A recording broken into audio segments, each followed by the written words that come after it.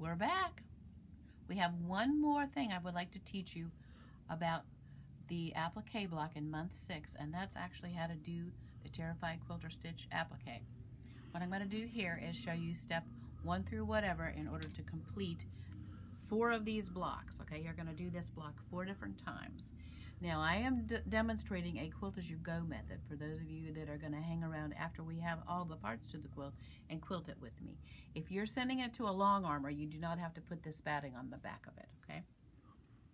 So this is a quilt as you go technique. Nancy has a pattern and there's 4 parts to it. She wants you to tape that together so that you have a guide to go with when you mark the applique shapes onto your background fabric. This is the one thing that you do go by her instructions for, and that's how big to cut these blocks. These are 16.5-inch blocks, of which you will need 4 of them. The first thing we're going to do in Quilt As You Go is just take the fabric, pretend there's no batting on here, and lay it down underneath here so that you can see your pattern. And then you're either going to take a water erase or an air erase pen, and actually don't go exactly on the lines, come inside the lines a little bit, just as a placement area, so when you put your appliques down you will totally cover up this pin. It is washout, and so when the quilt's washed it will go away. Okay, so you're going to trace your pattern onto the piece of fabric. We're done with that.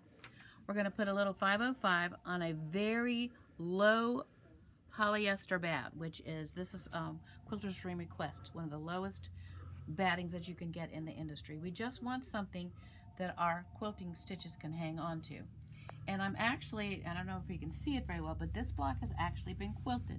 In my Quilt As You Go method, we actually quilt the block first, so that when you put the appliques down, you don't have to then go back and quilt and have a lot of stops and starts.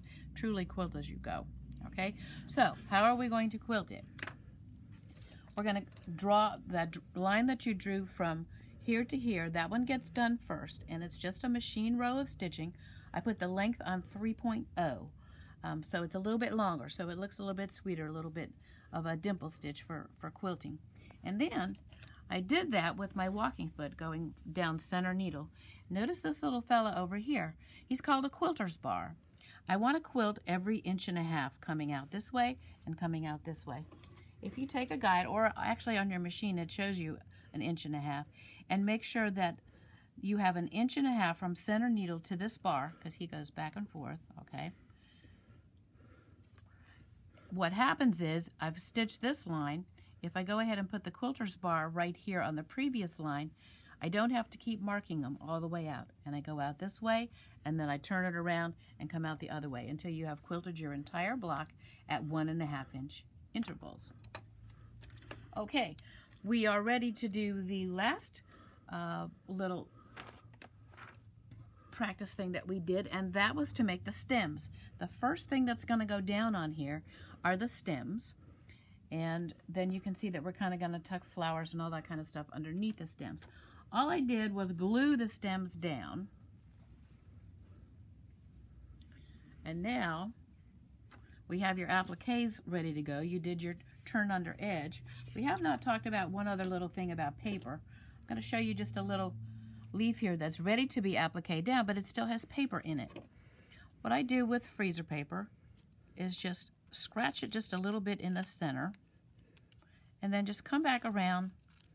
You do not have to cut away all the paper. The purists in the industry will say, oh my gosh, what did she just do? Because paper is acidic, and 100 years from now, there could be tiny little holes at the edge where the paper has gone through. Most of us are not going to worry about that 100 years from now. It's much nicer and much neater if that little bit of paper still stays in there, and when we quilt it down, it's not going anywhere. Okay, so you've taken the centers out of, all of your pieces, and if you look at this particular thing, I have the stems, and I've gone ahead and put the big purple flowers, and I put these, and I put the big, everything's on except the little leaves, okay, and we're ready to start our quilting. So I'm going to put my quilter's bar. By the way, I didn't talk about the thread that I quilted that design with. You can quilt it with regular Aurifil, which is what we've been piecing with.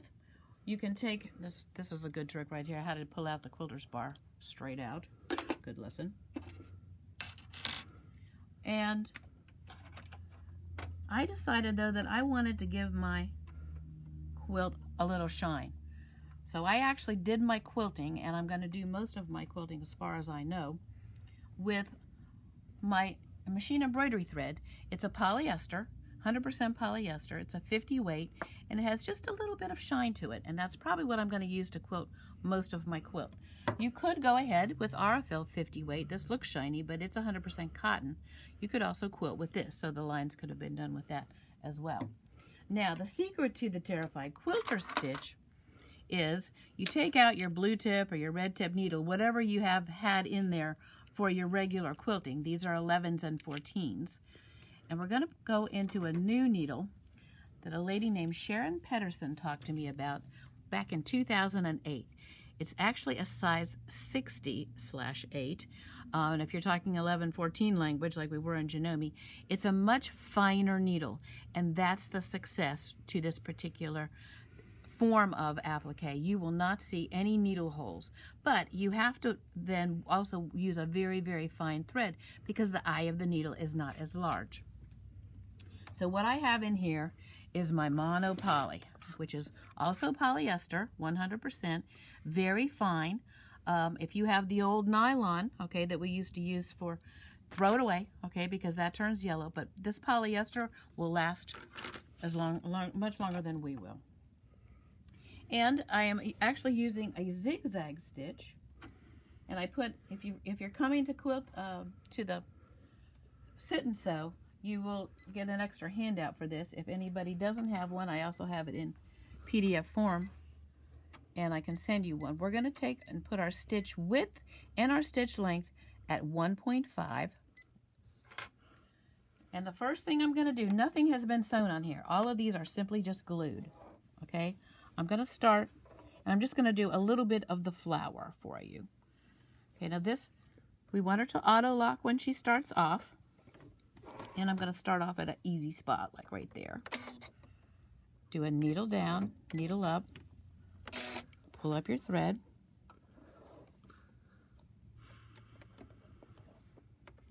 go back down in the same hole, and we're going to start. And on the handout, I gave you a diagram of how this ends up showing up on your applique. It literally is 99% on the applique. Notice how this is a convex curve. Notice how it goes over onto the applique and then just drops off the edge of the applique on this edge. Now, the reason I'm doing this shape is because not everything is convex curves.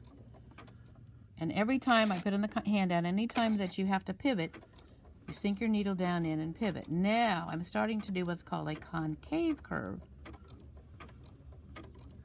And you'll get to a point where it's like you can't do it anymore. Don't start on the outside on concaves. Twist it on the inside. So you're actually pivoting on the inside on concaves and on the outside on convex. And I don't know if you can see from the camera behind, but you absolutely cannot see where we have stitched. And this is very, very sturdy. The edge is turned under, so we don't have to worry about it fraying. You will go all around the flower. When you're done, just on our fancier machines, hit your auto lock. And I even have a thread cutter on here. And you will not be able to see anything that goes on out there. And it's very, very sturdy. And I find it very relaxing, but it does take quite a while. So after you stitch down these, now most of the stem will get stitched down during this whole process, okay, because you want to be able to still tuck the little leaves underneath the stem. So don't worry about, you know, doing all of the stems like right now or all at the end. You can just kind of follow. And what also happens to leaves is sometimes they tuck under, or you can actually stick them over. You can look at the diagram of that to do anything personal that you want to. I want you to create 4 of these. The cool thing would be that they all look identically the same, and then we will work with them in a couple months after we make our star.